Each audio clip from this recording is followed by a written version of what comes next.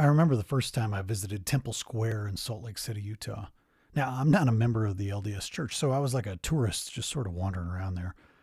It's a really striking place if you've never been. A massive white temple, the centerpiece of the global Church of Jesus Christ of Latter day Saints, also known as the Mormon Church. Did you know that over 16 million people are members of the LDS Church? Think about that. That's like the total population of Chicago and Hong Kong combined. And it's still growing all around the world. What I remember about Temple Square is uh, how international it was. I mean, we're there in Salt Lake City, Utah, which is not like the most diverse place on the planet. But wandering around Temple Square, there are busloads of people from Asia and South America and all over the U.S. People from all over the planet are milling around this perfect park-like with manicured lawn. It's this gorgeous little plot of land. And they're walking through the Museum of LDS History and enjoying the gardens. It's just incredible. It's a really wonderful place, even if you aren't Mormon. I'm not, but I could just sense how important this place was to the folks who were there.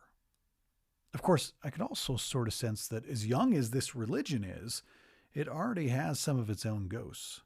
Just like every major faith tradition, the LDS world has its fair share of shadows cast in the dark corners of its temples all over the world.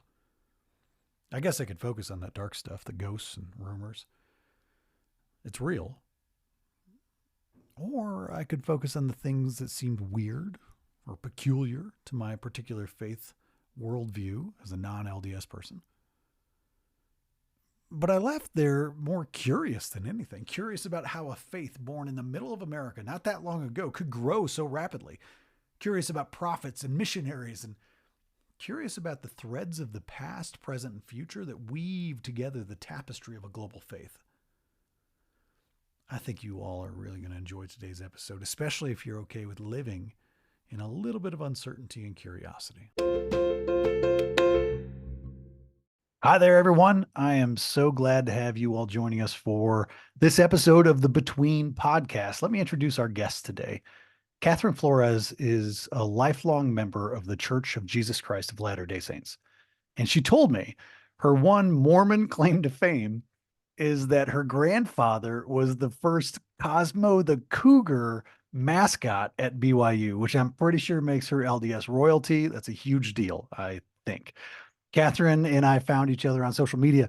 She's a regular supporter of the content we post on Between's Instagram account, and I was just so struck by the way she talks about her faith, talks about her doubts, her deep questioning, her moments of spiritual unraveling, and ultimately her hope and courage is she seems to be finding a way to hold her faith amidst all her uncertainty. I found her content and the way she was responding to our posts to be gentle and nuanced, especially when compared to a bunch of the faith related stuff you see on social media all the time. This feels so heavy handed and obtuse. Catherine says she's the mother of 4 beautiful and feral children. She's the wife of an amazing and humble man who balances out her, and I quote, sometimes unreasonable expectations and impatience. That was a nice quote that Catherine allowed me to share. And when she told me she was, I'm going to quote her again, born of goodly parents, I learned that phrase, born of goodly parents, is a really important phrase in the LDS faith. She's a software developer and a web designer in the public sector by day. And to me, she has sort of shown up with a secret second identity as a quiet and kind voice in the wilderness of the internet. Catherine Flores, I'm so glad you're here. Will you tell us what your faith background has taught you about building moments of sacred connection, sacred human connection with other people? Thanks, Matt, and thanks. I've already expressed my gratitude for your willingness to let me come and have a conversation with you. I'm really excited about this. So the moments of sacred human connection in reference to the Church of Jesus Christ of Latter-day Saints, we are really driven by that connection. The missionary program, I know we're very well known for our missionary program. Many people are very familiar with the temples. They're popping up all over the world. that's all driven by this, love to share and spread the gospel and bring people into the fold. And I have some mixed feelings about those programs, but I do recognize that it's driven by that connection, that desire to share things that bring joy and happiness into our lives, and to share that with the people around us. Another thing that is really important is service. There's a lot of humanitarian work that the church does, and on a more local level, we have ministering programs where we're assigned people that we go out and minister to, and you know we're supposed to be aware of the things that are happening in their lives so that we can support their needs and you know address problems that they're having or needs that they have. We also have the first Sunday of the month is fast and testimony meeting at church, and it's kind of a wild west sometimes, some of the things that people get up and say, but it's an opportunity for people to share and to build those connections, to share the things that are meaningful to them that they've been thinking about. Yeah, so a lot of what we do, it's done imperfectly, and there's some things that I view as being a little problematic, but it's all driven by that love and that connection. And one thing that I have to keep in mind is that that is the motivation, because I a lot of times get so hung up on well, they're not doing this right, they're not doing that right, and so I mean, even the act of having to think about this question is a good reminder to me that it's driven by that desire for connection and sharing of the things that bring us joy with those that we love around us. Man, I'll tell you, there's a few things I want to unpack in there. One, the first thing I want to ask is, what on first Sundays, it's like anybody stand up and just share, it's like just Yep. open forum, Yeah. open forum chaos. That's got to be both beautiful. I'm sure there are moments when people sharing their testimony vulnerably and Mm-hmm. unscripted, and as the spirit moves them, I'm sure is just a beautiful, vulnerable thing. And I'm sure there are other times in real life, because we're real humans, where that Yep. is just a train wreck, right? Is Yep. that wrong to say?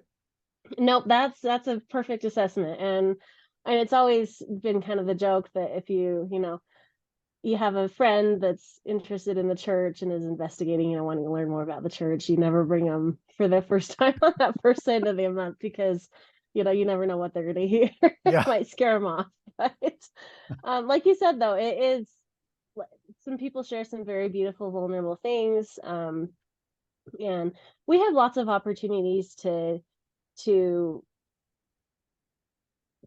speak and teach in our church, and but it is more scripted, and um we have lesson manuals, or we have topics that we're supposed to follow along with, and that first Sunday is really, like you said, a free-for-all, get up and speak from the heart. And um yeah, I think it's complicated, like Yeah. everything, but there's a lot of beauty and a lot of meaningful connections that can happen because of it. Yeah. I loved how, as you were sharing, you named the intention. You said, even for you, somebody who and we'll get into maybe your faith journey and some of your deconstruction, reconstruction, that is probably an experience that many people who are listening have to some extent. But I love that you were speaking to the purity of intention. Like, really, what's driving all this is a desire for connection, is a internal love, and a desire to share good things with people. And I think it's easy to be critical of faith related institutions. In fact, it's super easy to be Mm-hmm. critical of these big, heavy institutions because, I mean, for one thing, factually, there's a lot of problems, right, with a lot Yeah. of different Mm-hmm. institutions across the faith spectrum. But I think it's such a powerful and human thing to name the intention there. I think about the missionary program that you mentioned. I mean, I think that's, for me, one of my favorite things about LDS culture is the missionary programs, uh, I know it's not everybody's cup of tea, and we could go deep into colonialism and we Yeah. could go deep into all the problems that go along with it. But one of the reasons I love it is because of something really, really simple. Uh, these two guys in a white shirt and a black tie show up in your life. Like just show up and knock on your door. And I know there are a lot of people out there listening thinking that is the worst nightmare for me. Like I don't want that. And to be honest, I just told somebody who came to my front door trying to sell me windows, I was like, get out of here. So I get it, but man, what a symbol! It at least symbolically, a faith that shows up at your house, a faith that shows up and knocks on your door and says, "We're here for you, and we'd love to have a conversation." And I have never met a Mormon missionary either at my house, and I always feel bad for the people who get stuck with a mission in Littleton, Colorado, as opposed to Brazil or all the magical places they could be. They show up in my neighborhood. But I've never had a conversation that has been conflict oriented, that has been argumentative, that has been toxic, like mean. Never has that experience shown up for me in the way that I've interacted with LDS missionaries. And so I just wanted to call that out. I love how we're already into the soup. We're already into the complication and the nuance and the messiness of anybody's faith in yours. Will you talk us through your faith journey a little bit? Yeah, as you mentioned, I was born in the church. My parents, the temple, being married and sealed in the temple is very important in the LDS faith tradition. We had a pretty normal family, and I can't pinpoint the age, but I remember my mom working in the primary program, and the primary is the 3 to 11-year-olds, I think. Mhm. You know, she was part of that leadership, the presidency group, over the primary, and that's really the last memory I have of her attending the church actively. And she hasn't since then gone. She'll come to church, but she really doesn't participate. And so there was always this, these two worlds that I was seeing, the church world that I'd go to, and then I'd see my mom, doing her own thing. She's one of the most loving and Christ-like people ever. She's Mhm. always been a very good example of, love and forgiveness. Um and um I also never really felt at home at church. Like I never really felt like I belonged, but I had a very deep desire to be a good person and to follow Jesus and to do the things that would, help me be more like him and help me return, back to Yeah. Heavenly Father. That's the doctrine that we believe in, that, you'll die and, we'll be resurrected and returned to our Heavenly Father. Yeah. And that motivated me for a really long time, but always in the back of my mind, there was this, just kind of this dissonance between, the fact that I didn't feel like I fit, and it didn't really make sense in the reality of my life, having a mom who didn't participate in church. And so for a long time I just kind of walked that line and lived with that dissonance, and it really wasn't a big deal. But I kept having people show up in my life that really challenged the formula that we were given, because we are we tend to be a little bit morally superior in our church, and I don't think that that's like a unique thing with the LDS faith and the LDS members. But we believe we are the one and only true church, and everyone else might have some truths, but we're the only place that has all the truths. And we're also the only place, living the way we say that you're supposed to live is the only way that you'll actually be really happy. And people might think they're happy, but if they're not living the way we think they should, then they're not really happy.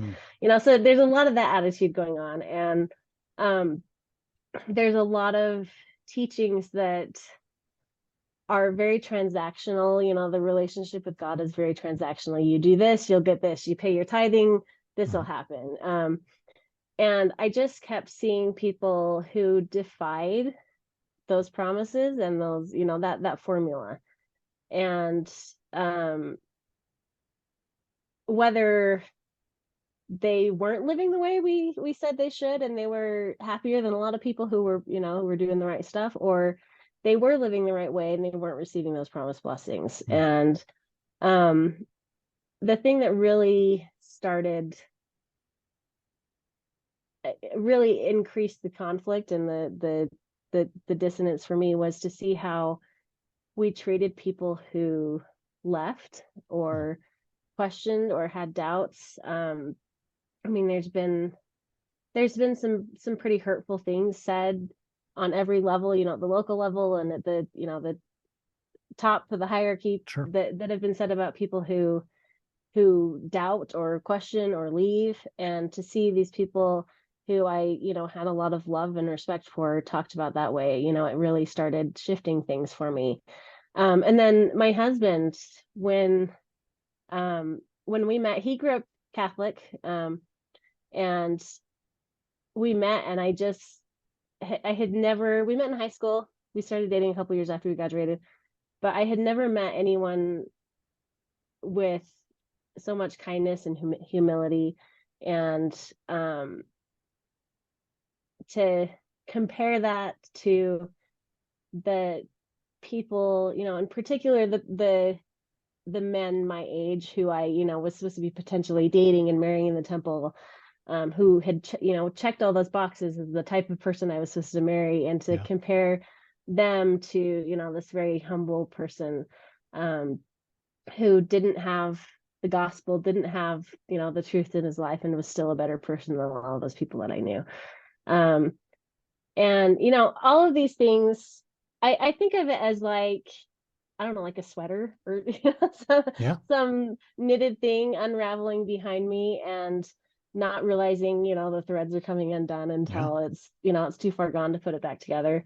So all of these things were just slowly unraveling my sweater or whatever. Yeah. And having kids is when I finally started, like, recognizing that things weren't working for me. My approaches weren't working. My attitudes about the people around me weren't working. The way my relationship with God wasn't working. And I started seeing my children in the context of religion and faith that I grew up with, and realizing I didn't want that for them. I didn't want them to feel the shame that, was instilled in me. And I didn't want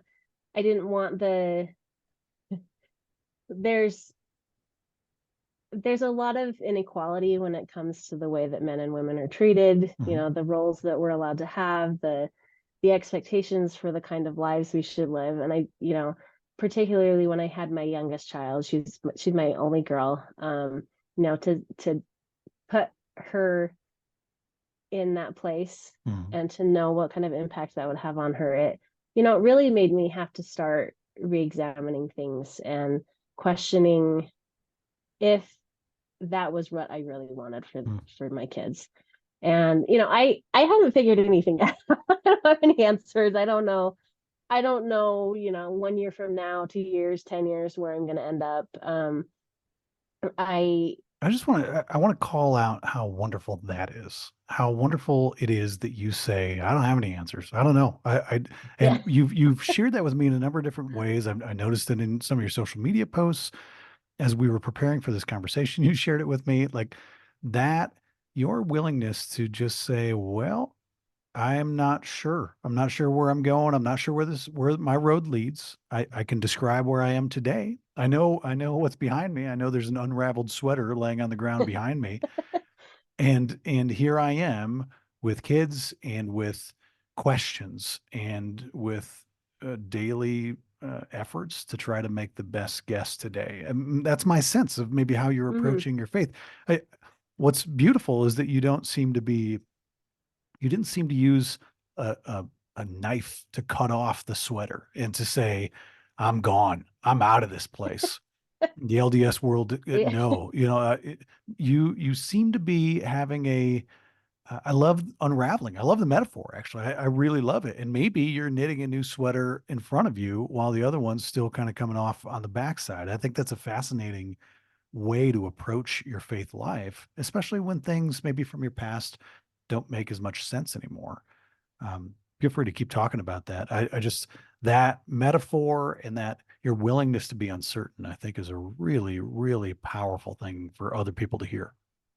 Yeah, and I mean, it's definitely not always a comfortable place. And there are times when I come home from church or I see a Mm. post where I'm like, that's it, I'm done. Like, Yeah. Yeah. I'm out, I'm taking my kids, you know. Yeah. So it's not always, it's not always comfortable, and it's not always, I'm not always as at peace with it as, I am other times. Yeah. Um, and I really think that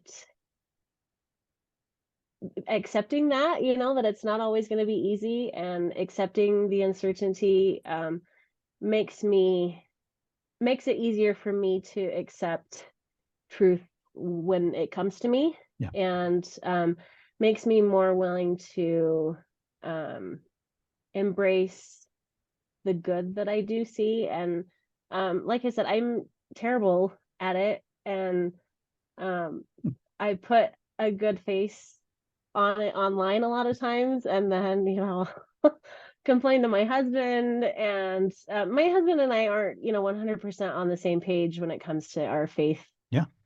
faith journeys. But I mean, that's never been the most important part of our Yeah. relationship. And so he's very supportive of my you know complaining online, and Yeah. he always brings me back to this idea of, like, no one is perfect, and Yeah. you can't just jump ship just because someone said something offensive to you online. Well, and that's powerful sentiment. Something that I also see you do in some of what I've seen you share online, and you share a lot in your stories. I noticed that, and so like, um, but something else I see you do is you acknowledge that your story is just your story. You acknowledge that your experience is just your experience, and you also seem to be acknowledging in doing that that there are other people who have had very different experiences, some really damaging experiences. There are people who have been dramatically traumatized by faith institutions, including Hmm. the LDS faith. Hmm. And you seem to acknowledge that, but not, but also say, listen, I'm all I can do is walk my own path and try to knit my own sweater right now, Yep. and try to love the people around me that I come into contact with. That seems to be the sense that I'm getting from you. I don't want to put words in your mouth, but that's something that attracted me to this conversation. Yeah, and that's something that I have really tried to lean into, is this idea that every choice that people make, um, that they feel is best for them, is the best choice for them. Yeah. So I have people that have, the promises and the covenants that we make in our religion, they were so committed to those covenants that Mhm. when they didn't believe in the institution anymore, they had to leave, to Mm. be true to themselves. And there are people who can't come to church and feel safe, and Yeah. so they had to stop. They had to remove themselves from that situation. And there are people who have never been harmed by the church, Yeah. are at peace with all of the teachings and the doctrine, and um, they have no problems, and for them staying is the best choice. And I just think, I would love to see our church, in particular, because I can't speak for any other faith institution. I would love to see our church be a place where anyone could come and share where they're at in their faith and their relationship with God, and that they could feel safe being authentic and vulnerable about that, and that the people around them wouldn't feel threatened or feel need to correct them. And because I see this from both sides of the spectrum, you have people that are very orthodox and are very strict and faithful in their practices and their beliefs, and anytime anyone speaks anything that causes them discomfort, the first the first reaction is to defend the church and defend the prophet, um and then there are people on the other side who are very, they ridicule and they mock the belief of these people who are more faithful, Yeah. air quotes, in their observance. And I just would like to have a place where it doesn't matter what you believe or how you believe it. It doesn't matter what your relationship with God, if you even, maybe you don't even believe in God any longer, whatever that looks like for you, but you could feel like you can come and feel safe and have a community. And because I think that's something that on the surface the LDS church does very well, is build community. um and I mean, a lot of times it's just on the surface, Mm-hmm. but there are a lot of people who find a great deal of belonging and community in the church. And it's hard for people to leave that, even though they no longer believe in what the church Yeah. teaches. And so I just think it would be an amazing thing if all of us felt safe and welcome to come be ourselves and show up the way that we are. That'd be a wonderful thing too. And I think you naming the benefit and the importance of belonging that people receive from church. Um, I think that's so important in a world that is so lonely and that is so Mm-hmm. disconnected and that is where we as adults have such a hard time finding real belonging that goes below the surface anywhere in our life. Uh, when it does show up, it's hard to leave that. Mm-hmm. Even if it's significantly imperfect. And I think this is part of the challenge of a modern society, church in a modern society, is that the society around it doesn't have a lot of things that offer this one incredibly important thing, belonging. Now we're losing all those things. And so church has that to offer. But if the only language that the church speaks to offer that belonging is a language that is hurtful to people or is problematic Mm-hmm. for people, it becomes a trap that people feel trapped in, including, by the way, I believe the church leaders. They feel trapped in it too. It is really not an easy thing to navigate. I'll walk out of those waters. I'm in a little too deep right now. So let me ask you. Let me perhaps redirect our topic slightly. When we were preparing for this conversation, you mentioned how passionate you are about the idea of imperfection. I said, Mm-hmm. well, what should we talk about? Like, what's a good topic that might guide our conversation a little bit? And you immediately offered imperfection, and I love that. Man, I love talking about imperfection. I think a conversation with you is interesting because I think there is a sense sometimes because of portrayals in the media, probably where people get this, that Yeah. LDS folks strive for perfection, right? Like that Yeah. it's these perfect family units and these perfectly dressed people and everybody's perfect. All like there's that sense, right? That at least that's the way the media, I think, portrays LDS culture. Will you talk about why empowering other people's imperfection is important to you? Yeah. I mean, first of all, it's important because I'm imperfect. Hmm. I need that reminder sometimes, because I think a lot of times people in the space that I'm in, we come out swinging in defense of, when we see things that we view as problematic or harmful, or when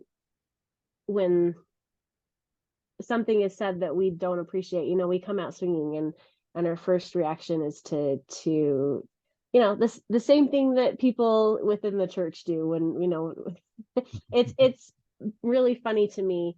um we carry, even when people leave the church, we carry that with us. And I want to be in a place where um I embrace the uncertainty and the nuance and the imperfection of the people around me and my imperfection. And um, we can't do that until we recognize that we're Hmm. imperfect and that we Yeah. acknowledge that. And we accept that it's okay. Because I think there's a phrase that is very common in our church, and it's in the Book of Mormon, and I wish I had the reference, but it's for we know that it is by grace that we are saved after all we can do. And growing up, you hear that expression, after you've done everything you're supposed to do, then Christ will step in and save you, you know. And we have a lot of boxes we're supposed to check and rules we're supposed to follow, um and when we don't do it because we're human and we're imperfect, it causes a lot of shame. There are a lot of people, not just in LDS institution, any time there's a high demand religion, you're going to have a lot of people that have scrupulosity and that struggle with um embracing their imperfection. And back to the phrase, after, it is by grace that we are saved after all we can do. Dan McClellan, I don't know if you have seen any of his videos. He's a biblical scholar. He's a member of the church, the LDS church, and he has said some stuff about that phrase. He did some research about it, and after all you can do, at the time that the Book of Mormon was written, was despite all you can do. Mm. So it doesn't matter what you do, Christ's grace will always be there for you. And so to reframe the way that I heard that scripture being taught, to, Christ is always there, no matter what you do. His grace is sufficient for you. And I think until we are willing to embrace that, and to embrace our perfection, we can't change, we can't grow, we can't be better. And like you said, there is this image of, because this is Christ's one and only true church, nothing that happens in the church is wrong, because Christ is at its helm and leading us. And our leaders might be men, but they're being led by the Savior, and so everything that they do is fine. And we have a lot of really problematic things in our history, problematic things that are happening currently, and we can't reckon with those and fix them, and have that reconciliation that we need to heal those wounds within our church and within our people, until we acknowledge that we are imperfect, and that has to start at the individual level. And so, as frustrating as it is in the moment when I get people that come to my comments, and typically I don't get a lot of comments on Instagram, but I have, family members or friends and stuff on my Facebook that will come on and criticize the things I say. And even if I disagree with what they've said, it's a good reminder for me to take a step back and remember I'm imperfect. The people that I'm criticizing are imperfect. Like, we're all in it together, struggling. And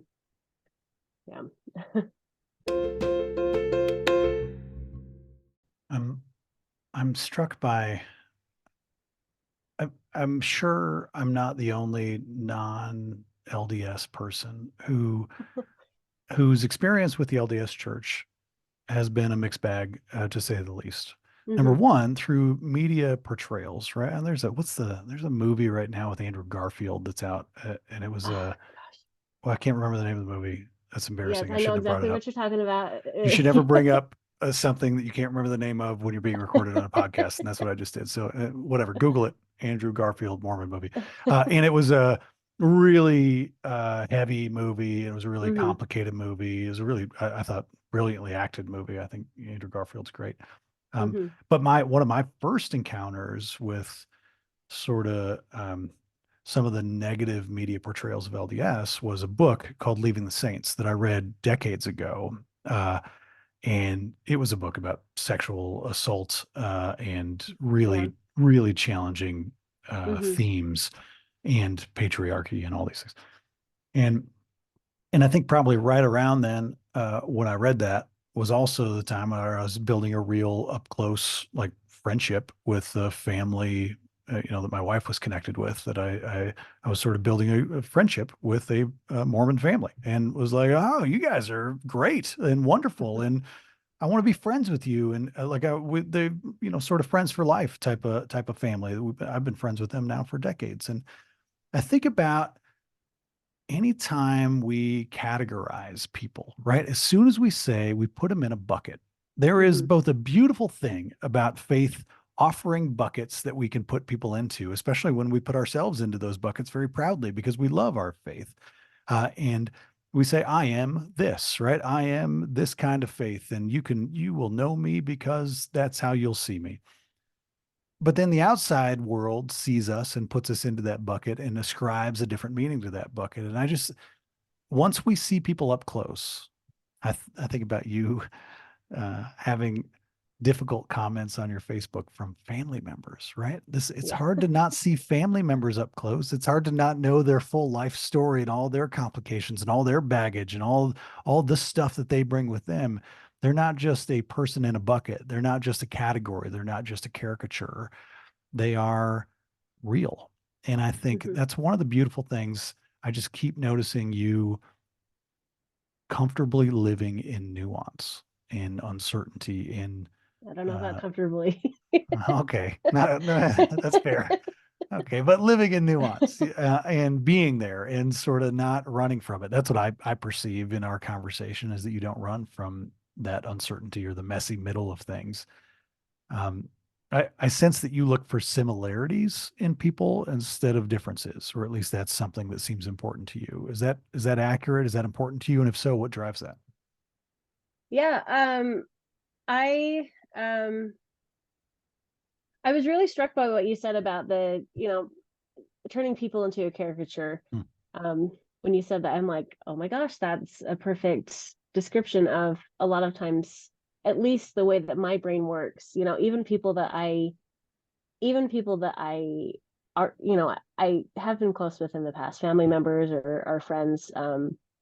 When I get comments, whether it's on social media or whatever the context is, that that's right where my brain goes. I turn them into, I remove their humanity and I Yeah. turn them into a caricature in my mind. And um, so that's definitely something I'm going to have to think about. And going back to what you asked about similarities over differences, I think focusing on those similarities, the things that make us the same, the fact that we are all human, I think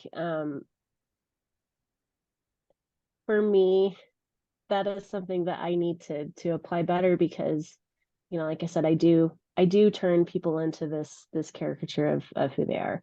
And I think when we're willing to acknowledge that we are the same, um, it makes it harder for us to dehumanize in that way. Another thing that really sticks out to me is we talk about the problems that happen in the LDS church. You can get on Instagram, TikTok, whatever, and find accounts that are dedicated to talking about these problems, and um, I think that's an important conversation to have. Because, like I said, we can't improve, and if we're not willing to talk about the issues. Yeah. But we get so hung up on this idea that we're special. We're the only church out there that has these problems. We're the only church out there Hmm. that's dealing with these issues. And we're it's um it's been pretty eye-opening to learn more about the evangelical space, the Christian greater Christian world, and to see that they're having some of the same reckonings that we are. There's reckonings with the historicity of the Bible, just like we're dealing with that with the Book of Mormon. There's questions of whether the Book of Mormon is really a historical text, and um I just think that if we could come together and embrace the similarities, that we have, we could heal together. Mm. And we're so focused on the things that set us apart from each other that we're all trying to heal our own little lane, our own little Yeah. space. And, what if we had the collective force of everyone who wants to see a better world joining together, getting over the fact that, you're not part of my tribe, whatever, Yeah. we could make the world a better place together. And I also think that I one of the things that I really struggle with is the lack of diversity of thought and action in the church. Yeah.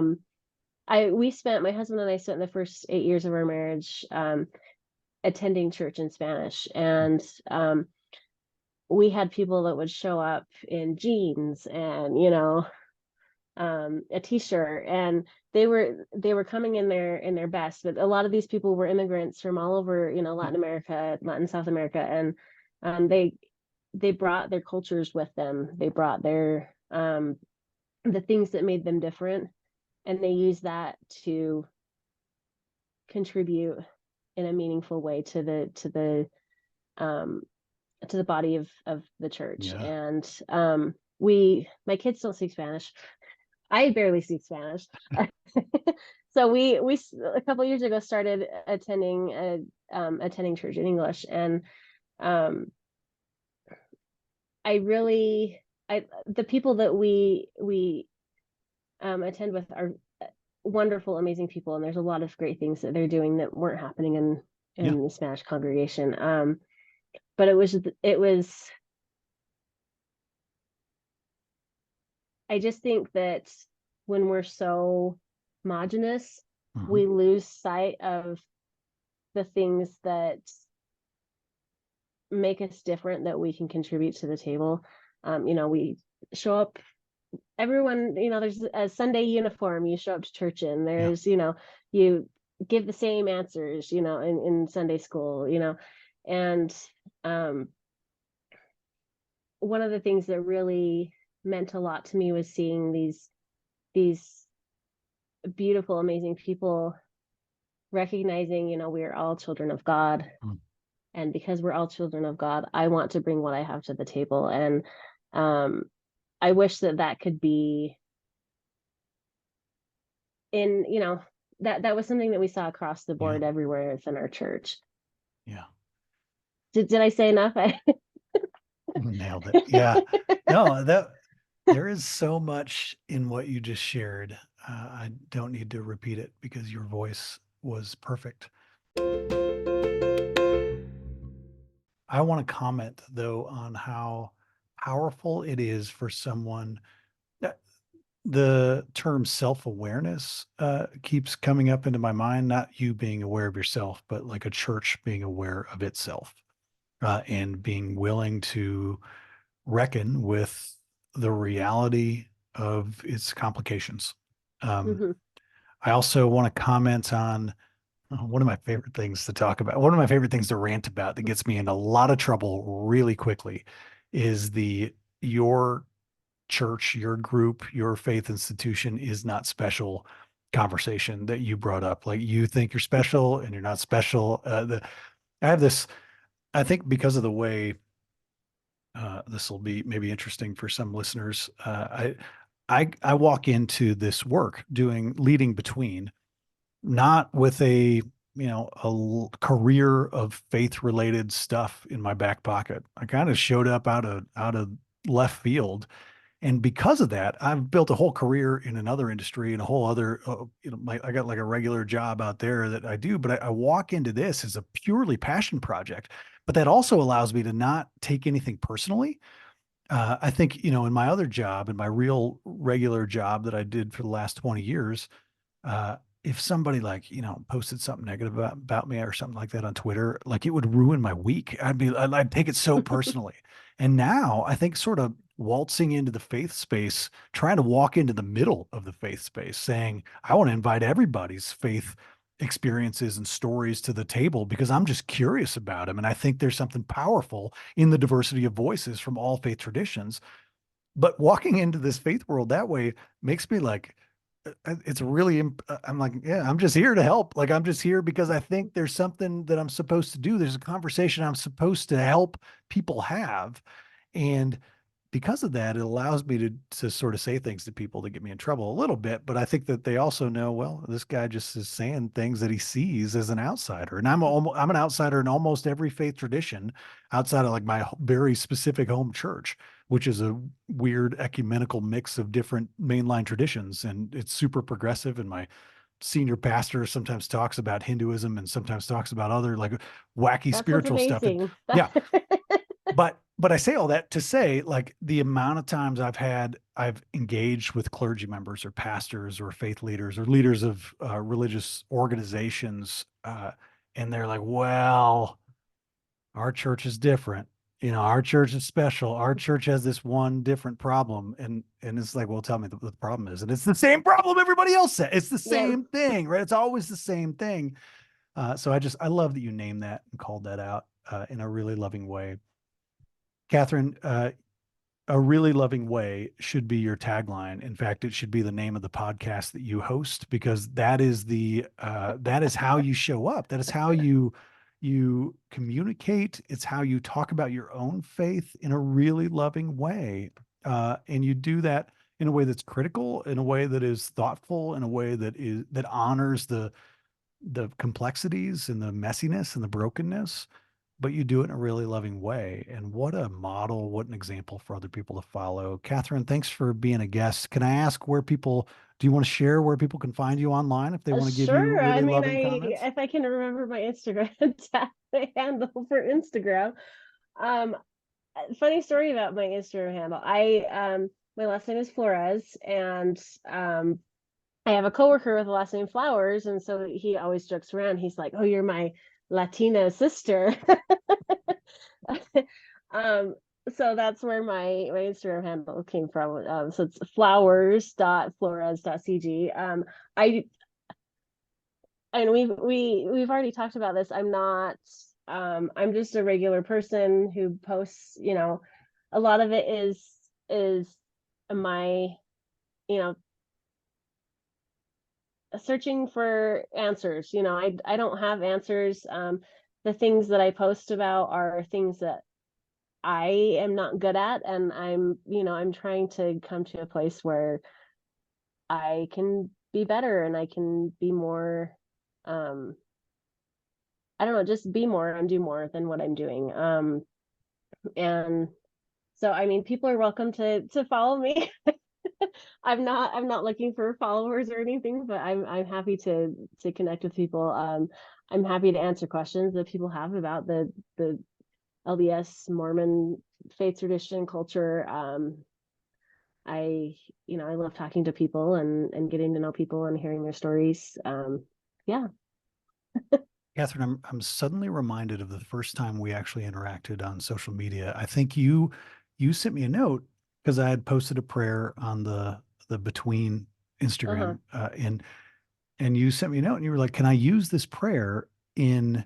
I think it was like a correct me. It was like a patriarch prayer. What was it was Okay, yeah, I can explain that to you. So I got myself into just a little bit of trouble on Facebook. I um we have a general conference where all of like the top leaders of our church get together and talk about some stuff. And there were some things that were said that were really I viewed as very unkind and thoughtless for yeah, people that, had, yeah. So I made some commentary about it on my Facebook page, and of course people came out and they weren't happy with what I was saying. And I had some people reach out to me concerned about my testimony and, if I was going to leave the church. yeah. And so I made this post. Um, it was kind of just a this is where I'm at. Yeah. I don't know where I'm going to end up with the church, but and we have these things in the church called patriarchal blessings, and they're supposed to be very, personal and give you guidance for your life. And, just like everything, it's a very complex, complicated Sure. topic that needs to be approached with nuance, but that's not the point of my story. But I received my patriarchal blessing when I was 16, I think. And it had a line in there that, said that there will be people who do not view the world the way that you do, but you should hold to your convictions. Um, and you this prayer that you wrote, that you shared out, was, that to I pray that I could just find it and share it. We can just Yeah, we'll share it. We'll share it somewhere in the I don't know how to do yeah. that So but today heck I yeah. pray however I want, to whomever or whatever I want. I sing songs of joy or sorrow. I meditate, I kneel, I rise, I wander. I explore spirituality with full permission, beyond the boundaries I used to know as a deeper understanding of God. And I guess that really resonated for me. I mean, that really sums up where I stand with Hmm. my faith. Um, you know, strive to be a kind, loving, good person. Do it however feels right for you, wherever it feels right to do it. Wander, search out different faith traditions and learn truths from them. We don't have to be bound by this box that we want to put people in boxes, and we Yeah. don't need to be bound by that. You don't need permission to worship the way that you want to worship. Yeah. And so it really resonated with me, and it really um the convictions that I have been counseled to follow are those convictions, to lead with love Yeah. and to search out God where God is for you. Hmm. And what a beautiful message. I remember when you asked if you could use it, you like sent me a note and you were like, "Can I use this prayer?" And we hadn't really been connected on social media before. And you said, "Can I use this prayer for this patriarch prayer?" And I was like, "Yeah, I don't know what the heck that is, but you could definitely use it." Yeah. And then you said you responded right away and said, "Well, I'd be happy to teach you if you want to connect someday." And so this is us connecting someday. I'm grateful for all the other interactions we've had. I'm grateful for this conversation. It has been a empowering conversation. It has been full of love. It has been a conversation that I think is an invitation to people of lots of different backgrounds to A, learn more about the LDS faith if that's not something that they knew about before. B, uh, be lean into the to faith institutions that have self-awareness and that can look and um, struggle with the realities of some of their complications. I think this has been an invitation for people to go on their own journey. And just like you are, I think it's been an invitation for people who feel like their sweaters are unraveling behind them to know that they're not alone. And I just think that's a really beautiful message. Catherine, thanks so much for being a guest on the Between podcast. Thanks, Matt. Hey, thanks to all you betweeners out there for listening to this episode of the Between podcast. Make sure you visit between.church on the internet to sign up for our mailing list. That's probably the most important thing, our email list. Make sure you subscribe to us on YouTube. You can check out our 5-minute sermons, 5-ish minute sermons that we post every week. Follow us on social media. We got daily prayers. We got all sorts of other content. And join our community fully. We invite everyone. You are welcome here, no matter who you are or where you're from, no matter what you believe or even if you believe, no matter who you love or how you love, no matter what anybody else has ever told you about you. You are welcome and loved and celebrated here at Between. My favorite church is the space between people. Now go with God's love and create the church between.